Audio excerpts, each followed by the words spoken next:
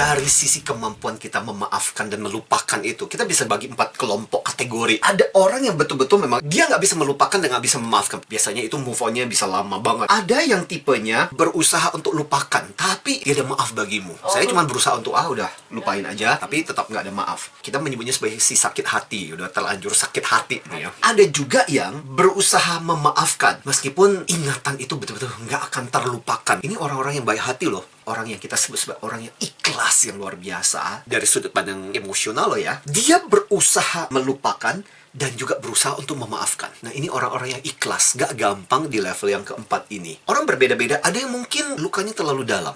Makanya, hal terpenting adalah ketika lu memaafkan, yang lu bebaskan bukan dia. Yang lu bebaskan adalah diri lu. Bayangkan bahwa sesuatu yang tidak termaafkan, yang kita terus-menerus simpan itu seperti kayak menggotong beban itu gitu loh. Kan kamu jadi nggak bisa cepat gitu loh. Jadi pertama tadi self-help, yang kedua adalah self-speedmu. Jadi terganggu gara-gara kamu terus-menerus membawa bebanmu di dalam pundakmu. Hidupmu akan jauh lebih luar biasa, lebih cepat kalau kamu bisa melepaskan itu. Dan itu bagus untuk kesehatan mentalmu, self-health juga. Belum lagi banyak penelitian yang kemudian mengaitkan bagaimana orang dengan emosi yang nggak selesai, kemarahan yang begitu luar biasa, kemudian akhirnya berdampak kepada sampai penyakit kanker. Meskipun memang belum ada penelitian yang bisa menunjukkan bagaimana ternyata kebencian itu bisa berubah menjadi sumber pemicu penyakit. Secara spiritual juga kita lebih sehat ketika kita belajar untuk memaafkan. Hampir semua ajaran agama juga mengajarin kita kok. Dan kita jauh lebih bahagia. Saya jadi ingat film Railway Man. Itu film based on true story.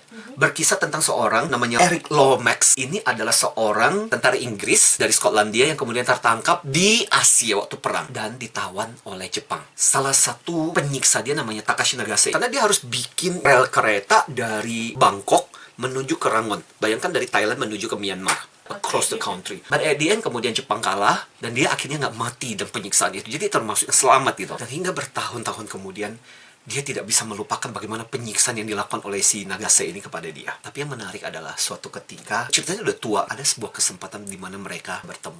Nagase kemudian bilang kepada dia, umur usia itu dia begitu tersiksa. Dia merasa bersalah, benar-benar dosanya tuh ngejar dia sendiri. Dan yang luar biasa adalah Eric Lomax mengatakan, saya belajar untuk mengampuni. Dan berhari-hari kemudian mereka masih bertemu dan ngobrol as a friend.